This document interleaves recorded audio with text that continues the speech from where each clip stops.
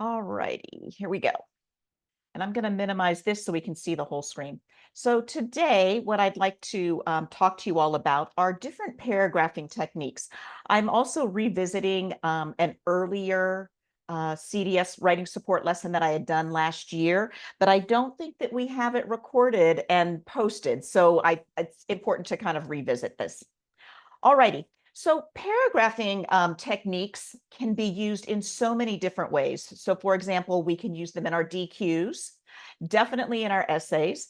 For those of you that are the education specialist degree, you'll be able to use these paragraphing techniques in your capstone projects. And for those of you that are EDD or PhD, you'll be able to use some of these strategies as you write your dissertations.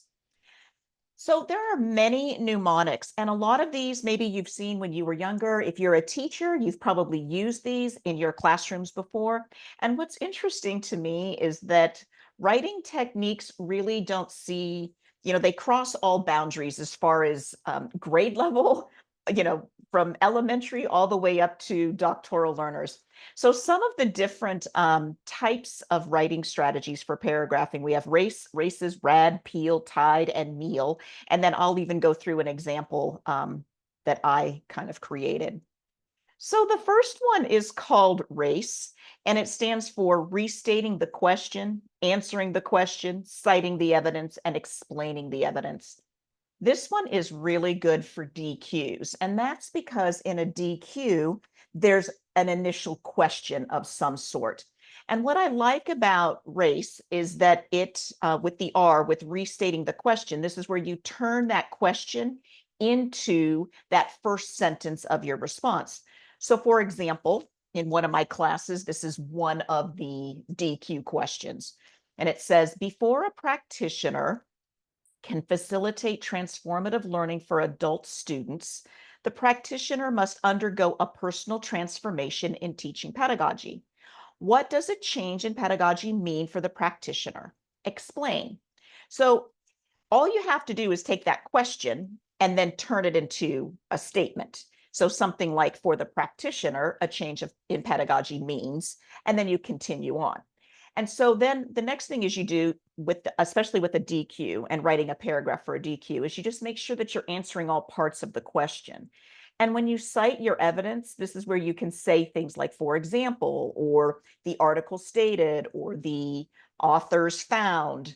And this is where you give that evidence from like your scholarly sources, your empirical articles. And then to wrap it up, you explain the evidence in your own words.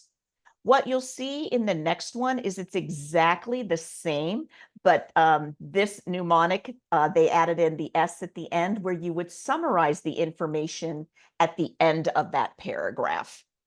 So similar techniques, and that's one of the things you'll see with all of these mnemonics is that they have a lot of similar components in them. And so I think it's just important to pick what works for you.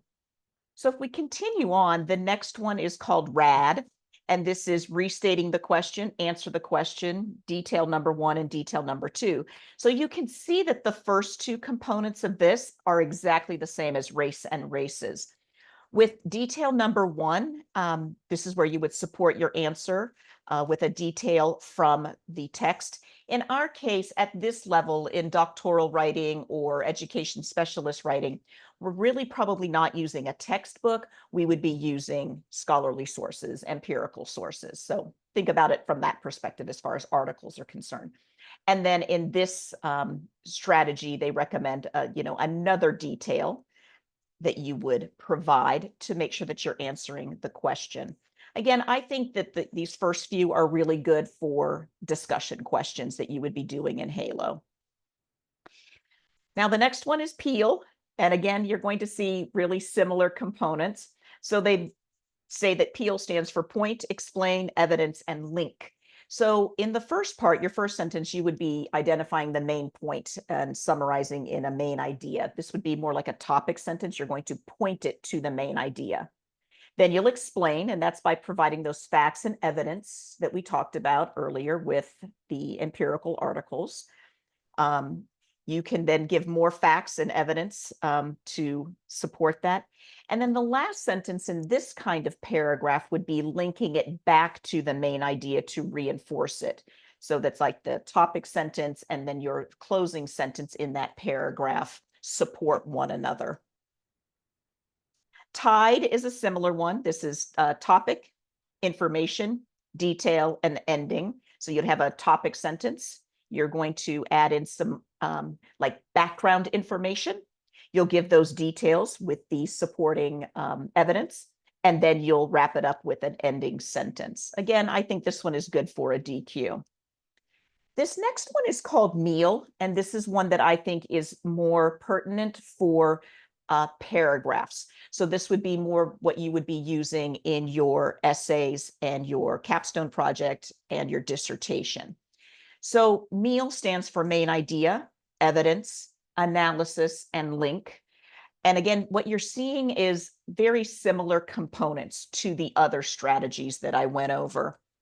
With the main idea, this would be that topic sentence. They call it like a little mini thesis. You're going to point toward your larger argument.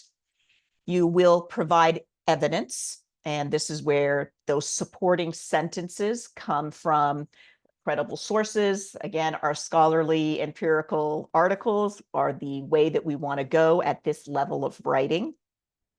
And you can have a couple of sentences there. The A for analysis is more where you would be then taking that evidence and writing it in your own words so that you can make that connection to the main point. And then the L is to link back. And of course, this just means to link back to that thesis. You can conclude by pointing out the next main point. That's kind of the way that I like to do it. I use it more as a linking it to the next paragraph topic. So continuing on, I created one called Tug App. And this would be my 6 steps for writing a perfect paragraph. So the first one would be the topic sentence. We would unpack the topic sentence, give the evidence, analyze the evidence, prove our objective, and then provide a transition. So I'm going to go over some of this. So in a topic sentence, I believe that this is really the heart of the paragraph. The first sentence, you heard me say it earlier, is like a little mini thesis statement, and it establishes the main point of the paragraph. The topic sentence should not be too long because it can confuse the reader. I think a lot of us tend to go on, and I've seen as I read essays or chapter 2 of a dissertation, oftentimes I see sentences that are upwards of 30, 35, 40 words. And that can get a little bit long and lengthy, and it can get the reader kind of bogged down. So I think it's important to keep our topic sentence in particular short and concise. If at all possible, the topic sentence should not have citations, and it should be related to the overarching topic. So for example, if you're working in chapter 2 of the dissertation, you will be writing upwards of 30 pages. So that's a lot of paragraphs. So you'll always want to make sure that your topic and topic sentences are always relating back to the main topic of the study. So my little tip for this is this. So if I were to read an essay and even like a chapter 2 of a dissertation, the little trick that I can do as an English teacher is I can read the topic sentence of every paragraph, and I should be able to understand the summary outline of the overarching topic. It's a really good way to check yourself to make sure that you stayed on topic, just running through reading the topic sentence of each paragraph. So a sample topic sentence. So what I did is I kind of took some ideas from what I did my dissertation on. And I did my dissertation on micro teaching, which is, of course, what I'm doing right now. I'm teaching a short lesson. It's a micro teaching session. And then in my dissertation, there was also some self-reflection. So I want to just show you how we can unpack the topic into a paragraph using this strategy. So for example, I could say in my topic sentence, self-reflection is a crucial aspect of micro-teaching. So now I want to unpack that. So I want to expand or explain that topic sentence. And this is a way to parse out those discussion points that are going to support my topic sentence. Oftentimes we hear this or see this as being called the supporting or detail sentences. And the tip that I have for you here is that you may write as many sentences as necessary to achieve that.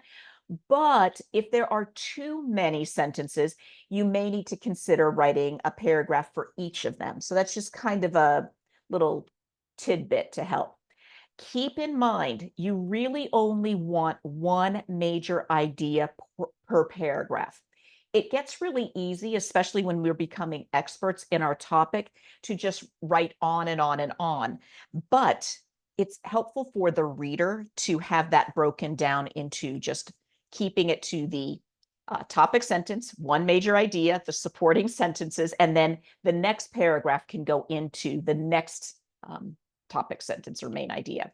So for example, if we continue on, if I want to unpack the topic sentence, I might write something like this.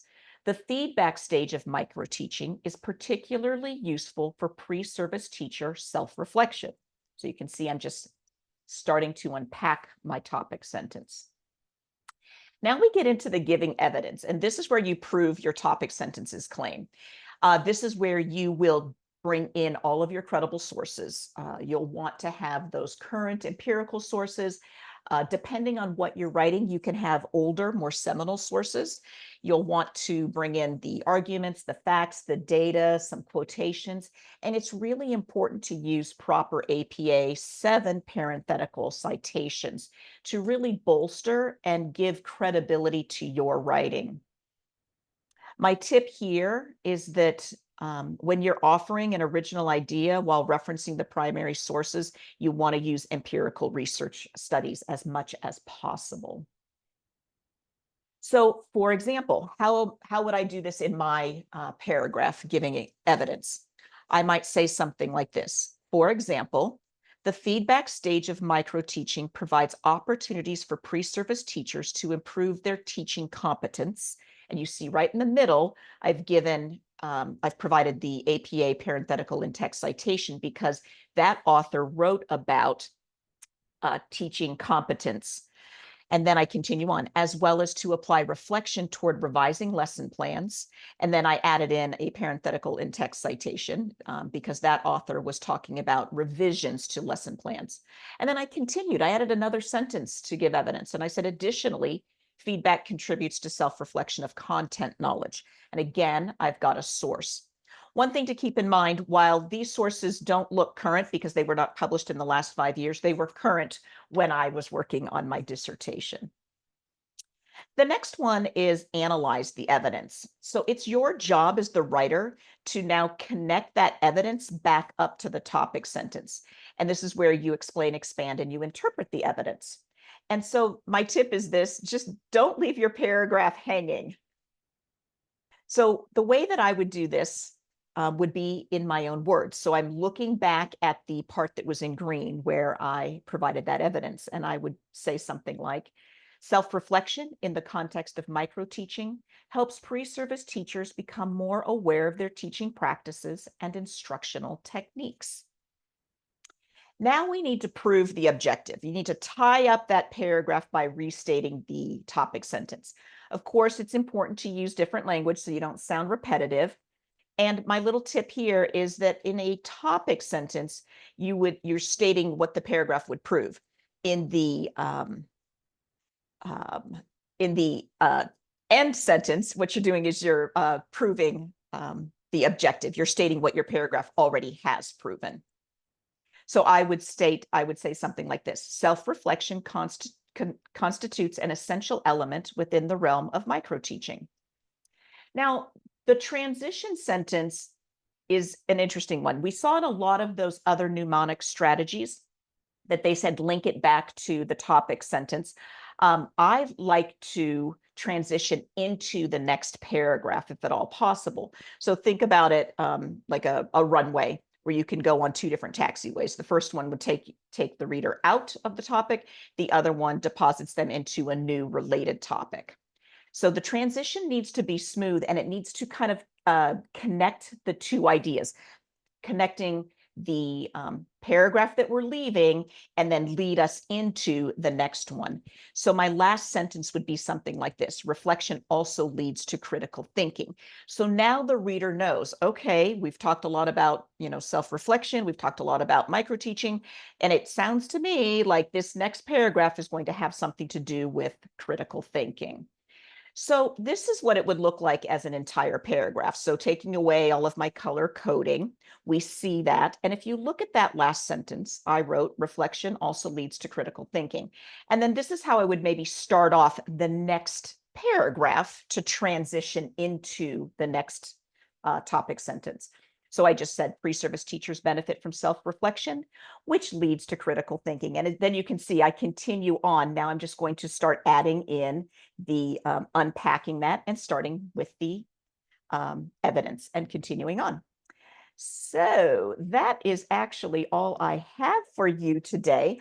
I would love to know, have you unmute if you have any questions or comments about paragraph writing, if you've seen some of these like paragraph strategies before, what you like, what you don't like, how you've kind of taken a few of them and merged them together.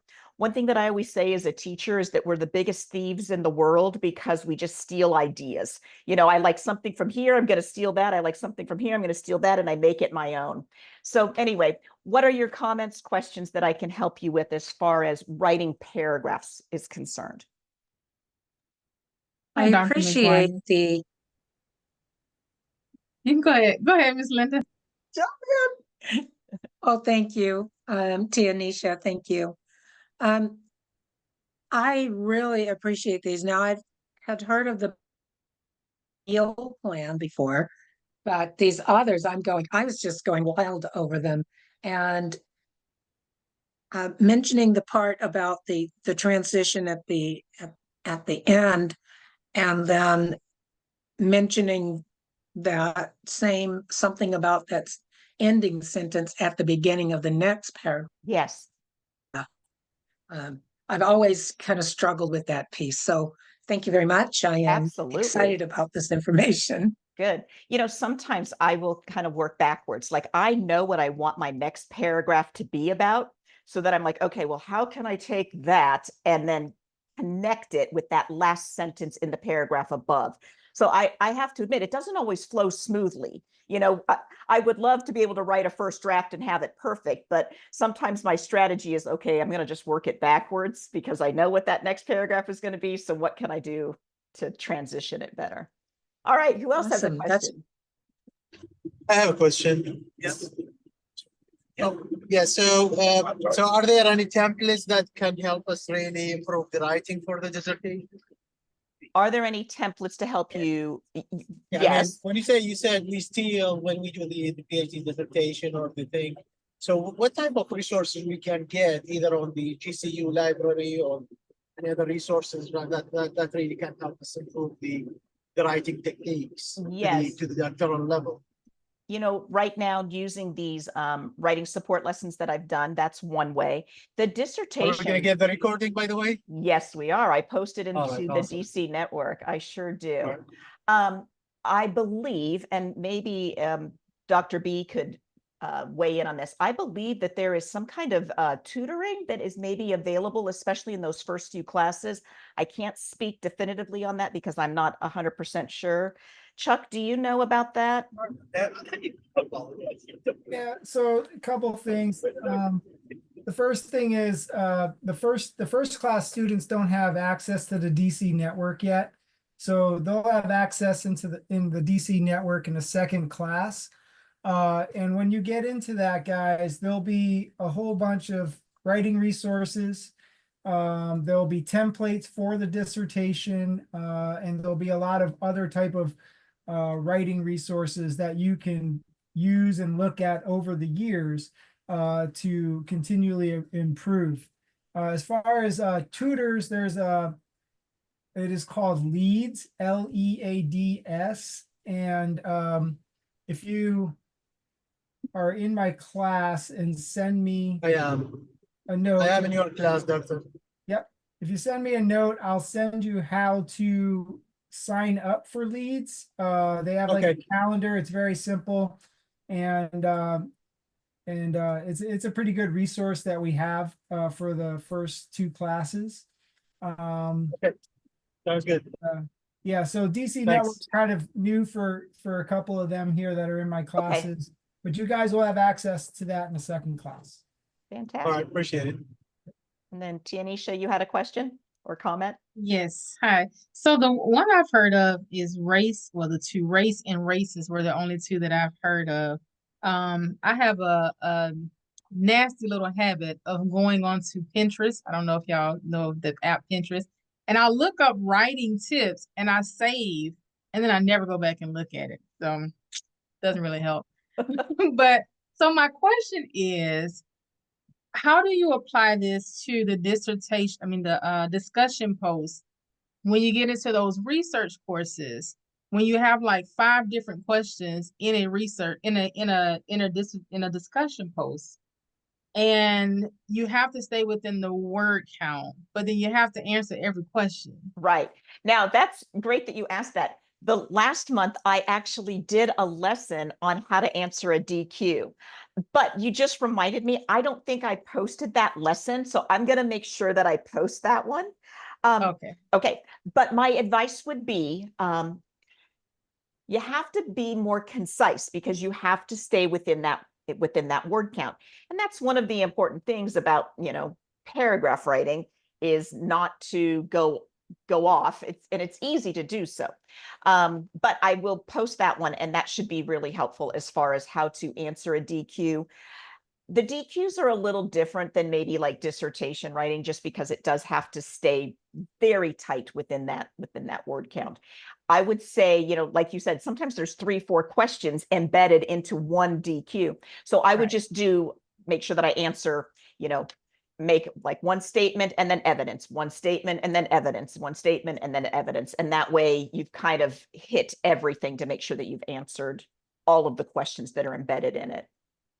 Okay. Good Thank question. you. Sure. Hello, I have a question. Yes, Teresa, what can I do for you? And I want to comment, these are really great, and they confirm the way that I try to write. My main problem has been when it gets to the analysis and the explaining it without empirical evidence and just getting it from my own head, I guess. Yes. Where do we get that information if we So- don't know? One of my strategies is this. So I'll write out, up to that point. Then I literally will like cover it with my hand. And then in my head, I'm thinking, okay, what did I just say? How can I just restate that? Or like pretend you're going to talk to somebody Mhm. and tell them what that just said. Sometimes they're just kind of silly techniques, but it works. So Okay. I cover it up. I'm like, okay, what did I just say? Say it in my own words. Okay, type it. That's what I'm going to say. So it's kind of restating it in my own words. Okay, thank you. Yeah. Are there any other questions that I might be able to help with?